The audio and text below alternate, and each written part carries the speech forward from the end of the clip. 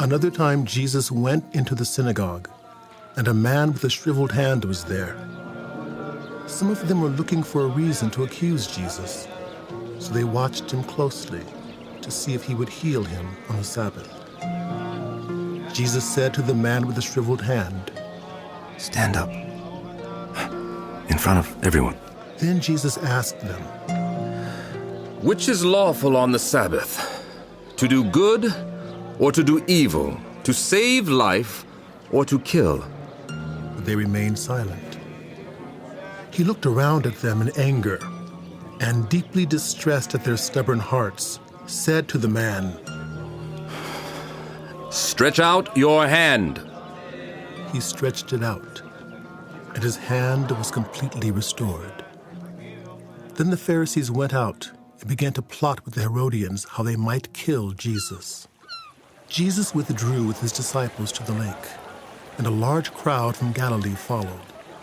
When they heard all he was doing, many people came to him from Judea, Jerusalem, Idumea, and the regions across the Jordan and around Tyre and Sidon. Because of the crowd, he told his disciples to have a small boat ready for him, to keep the people from crowding him. For he had healed many, so that those with diseases were pushing forward to touch him. Whenever the evil spirits saw him, they fell down before him and cried out, "You are the Son of God." But he gave them strict orders not to tell others about him. Jesus went up on the mountainside and called to him those he wanted, and they came to him. He appointed 12 that they might be with him and that he might send them out to preach and to have authority to drive out demons. These are the 12 he appointed: Simon, to whom he gave the name Peter; James, son of Zebedee, and his brother John. To them he gave the name Boanerges, which means sons of thunder; Andrew, Philip, Bartholomew, Matthew, Thomas, James, son of Alphaeus, Thaddeus, Simon the Zealot, and Judas Iscariot, who betrayed him. Then Jesus entered a house, and again a crowd gathered, so that he and his disciples were not even able to eat. When his family heard about this, they went to take charge of him, for they said, "He didn't eat? He's out of his mind."